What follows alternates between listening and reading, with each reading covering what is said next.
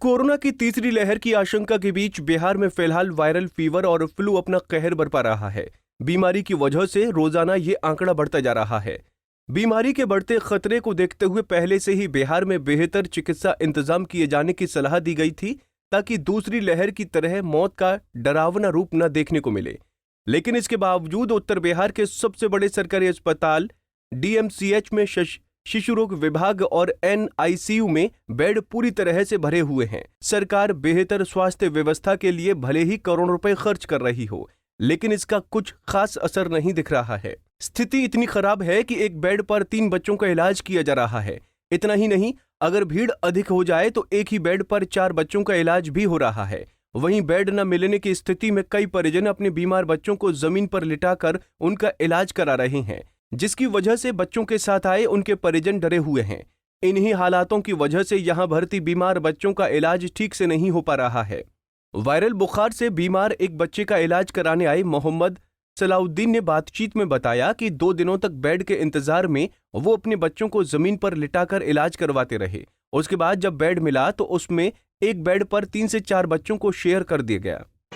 क्या हुआ आपके बच्चे को? हमारे बच्चे को बताया गया कि यहाँ निमोनिया हो गया है और एक बेड के अंदर जब हमको बेड नहीं मिला तो हमको 2 दिन हमको नीचे रखना पड़ा। आज जा कर के हमको बेड मिला है, वो भी शेयरिंग में। बच्चों के साथ आए परिजन अब सवाल खड़ा करने लगे हैं कि एक तरफ कोरोना की तीसरी लहर की आशंका जताई जा रही है, ऐसे में अगर एक ही बेड पर 3 से 4 बच्चों को लिटाकर इलाज होगा तो ये बच्चों के लिए जानलेवा हो सकता है। पूरा हाल है कि मरीज मतलब है कि बेड है अगर 100 तो मरीज है 1000। यहाँ का कोई व्यवस्था सही नहीं है। एक बेड के अंदर पे 2-2, 3-3 मरीज है। ये स्वास्थ्य विभाग डीएमसीएच का कहना है कि 3 फेज का लहर चालू हो गया। यहाँ के जो डीएमसीएच का स्टाफ है उसका कहना, तो कहने का मतलब है कि जब सरकार कहती है, डॉक्टर कहती है कि ये इससे छुआछूत है, छूने से कोरोना होता है, तो एक बेड पे अगर 3 मरीज या 2 मरीज को रखेगा तो उसका असर क्या होगा? इसको मतलब है कि सही ढंग से यहाँ मतलब है कि व्यवस्था क्या नाम हुआ? अस्पताल की खराब स्थिति को स्वीकारते हुए शिशु रोग विभाग की मेडिकल ऑफिसर डॉक्टर सपा करो ने कहा कि अस्पताल में बेड पूरी तरह से फुल हैं, ऐसे में बच्चों का इलाज करने में परेशानी हो रही है। हालांकि उन्होंने कहा कि अपनी तरफ से डॉक्टर जितना बेहतर इलाज कर सकते हैं वो कर रहे हैं। यहाँ तो देखिए, हमारे यहाँ जितने भी बेड अवेलेबल हैं सब पे बच्चे भरे हुए हैं, खाली नहीं है एक भी।